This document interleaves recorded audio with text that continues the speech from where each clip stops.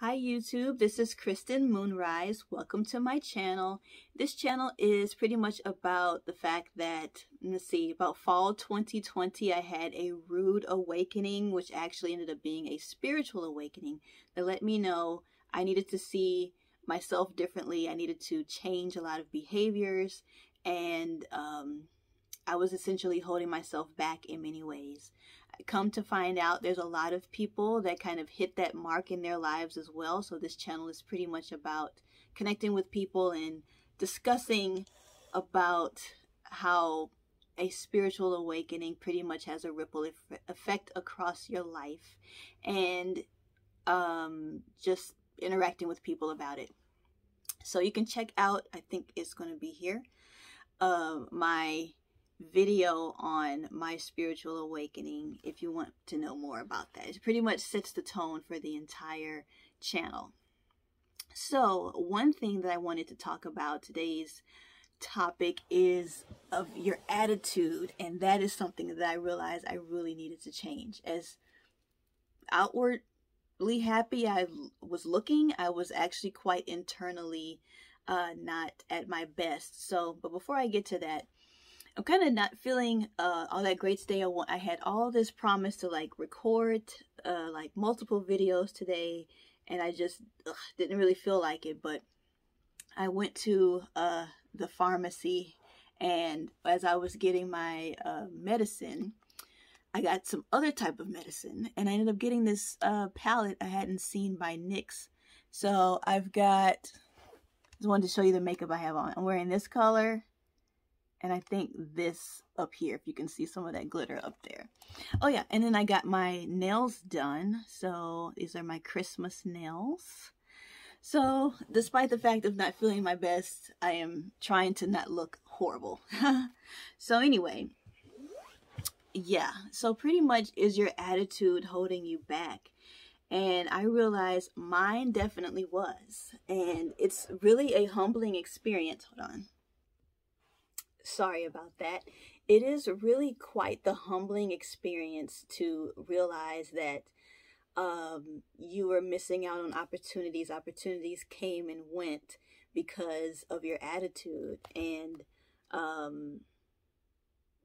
one thing I had to realize was, or I had to figure out, first I had to get real with myself. Okay, it's me. I'm the problem. And I need to figure out, once I realized it, awareness is the first step, I guess, or acceptance is the first step. I had to realize what's really behind the fact that my attitude is so bad. And I don't even necessarily mean attitude being bad as far as being snippy or mean or bitchy or anything like that, but really it can be an attitude of, quitting before the idea even gets off the ground. Someone may suggest to do something and you're like, oh no, I don't want to do that because, and you're just always a Debbie Downer essentially. And people kind of get tired of that. People want to spend time with you or include you in things, or think that you're a good source of information for a business idea or something.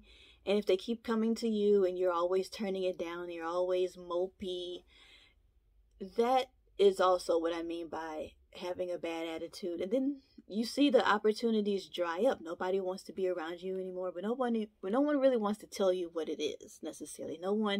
They just kind of end up leaving you alone, and you realize, okay, nobody's texting me anymore. Nobody's calling to hang out anymore.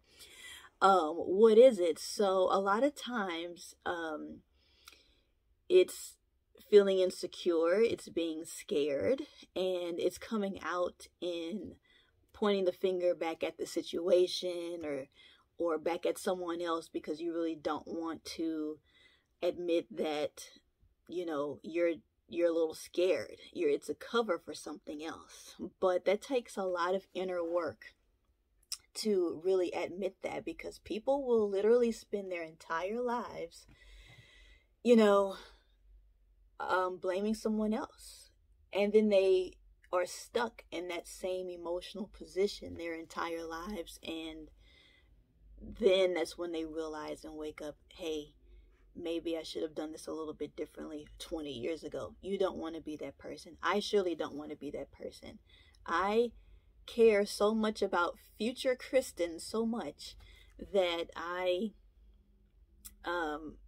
can't let present Kristen, or even some past version of Kristen that I think I still am, hold me back from my potential in the future. That's how I have to think about it. And, you know, your fears essentially are trying to keep you safe. They are trying to, you know, make sure that the waters don't get too choppy, because if you fail, then you've wasted time, you've wasted money, you've wasted energy, you know. But you have to get out of the thinking of, what if I fail? What if I fail? So what? You're still going to wake up the next day and you can start over again. And then you've got, you know, a new idea of how to make it work, or how to get on to something else. It only can make you better. And I think that that's something that people kind of are afraid of. So, and it's, you know, it's not cute to be snarky and dramatic and disagreeable. That's actually something I kind of fell into. I thought it was kind of cool to be, you know, to dislike things. And really, that's not how you connect with people at all. And if you do end up connecting with people like that, that's just low vibrational people that really aren't good for you in the anyway, because you should be surrounding yourself with people that are positive and are wanting to go to the next step and do have faith in success and succeeding in something. And, you know, our culture now, it's like we have to hate something. We have to dislike something. We have to be angry about something, you know. And that's perhaps maybe even a topic for another video, is just anger and how it will literally fester and eat you up from the inside out. And I had to really get myself out of that mindset, because your brain will literally run you off a cliff.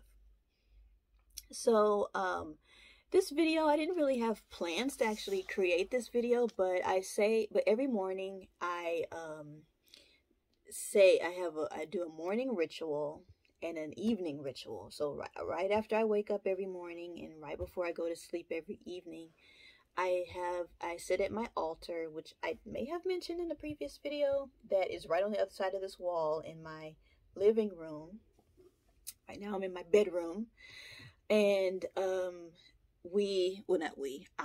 guess I'm talking about my higher self. I pretty much, oh, which reminds me, I wonder if the moon is still out. Let me go check.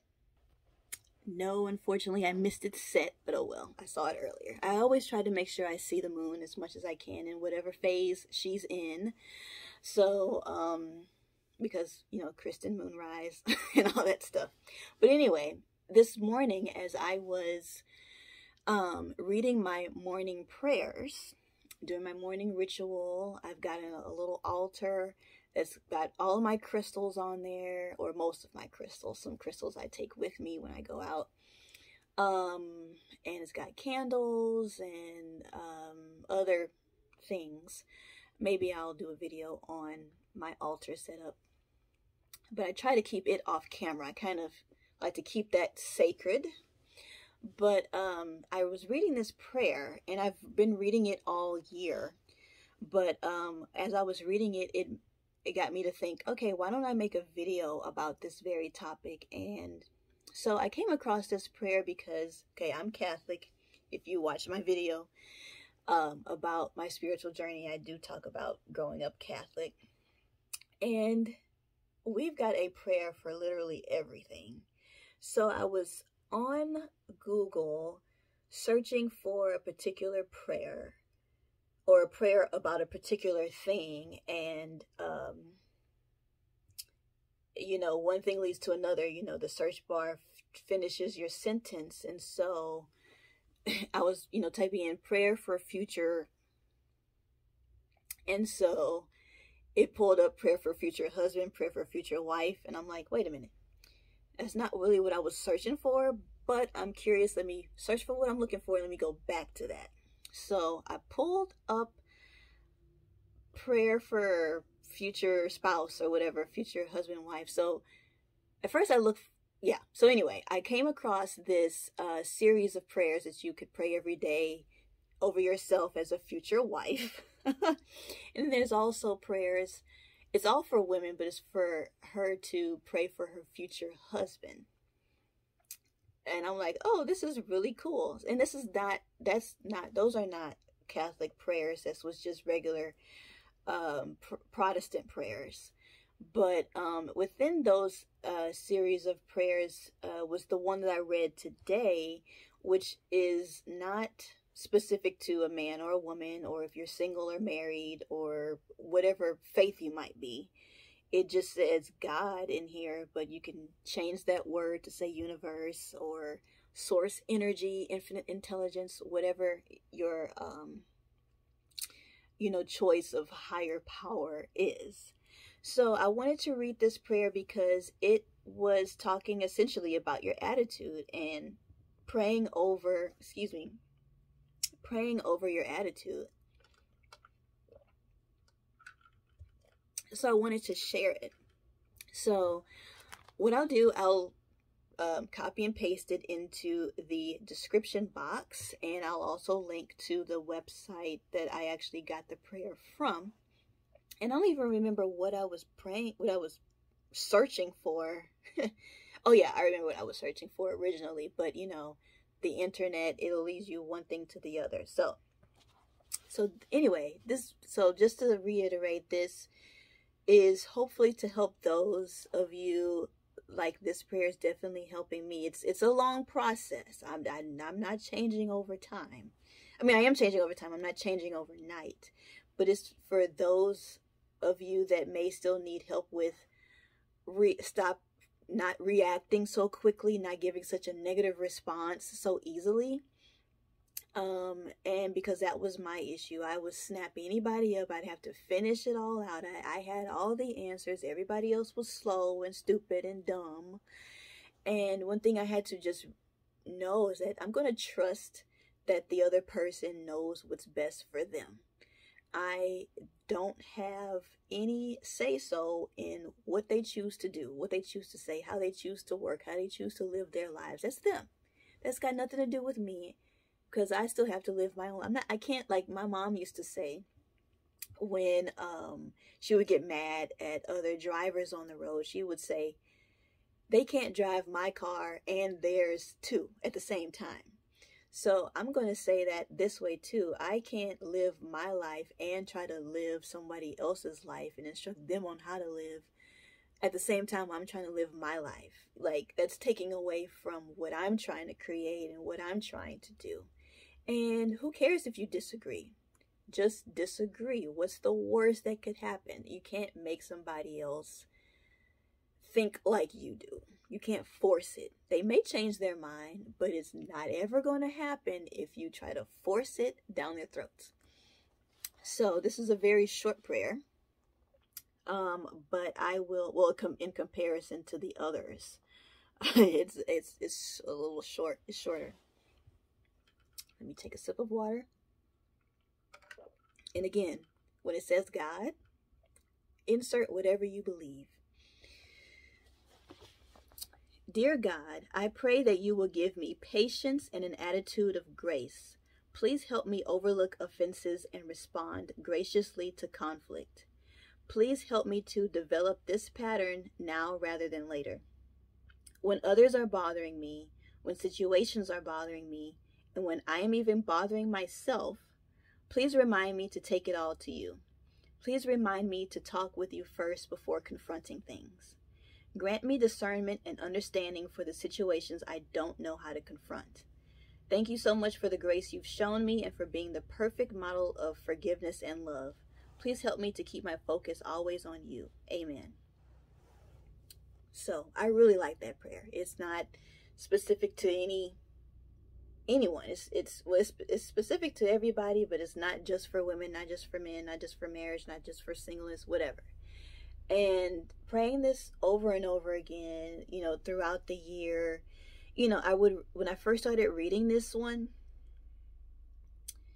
like, I was like, okay, it didn't really sink in. It's kept reading it a little bit more and more. Then all of a sudden, this felt like a new prayer that I hadn't heard, because it started to hit me a little different. It started to sink in a little bit more each and every time I would read it. And then I would think about it throughout the day. You know, oh, the situation is bothering me. Oh, I'm bothering myself. Because I was definitely bothering myself. I would take home a situation that would happen at work or with a friend or whatever, and I would turn it into, you know, a bigger issue than it was. I would sit there twiddling my thumbs at home trying to think of a better, you know, a comeback in case we ran into each other again and I needed to finish the situation. It's like, just leave it alone. And I just had to just be at peace with just not engaging anymore. So anyway, that's pretty much this video.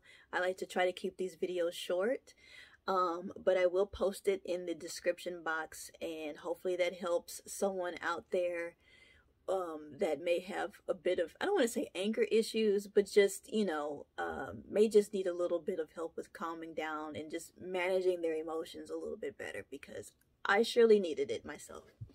All right, have a good day. We'll catch you in the next one. Bye. And I keep saying will as if it's more than me, but I will catch you in the next one. Bye.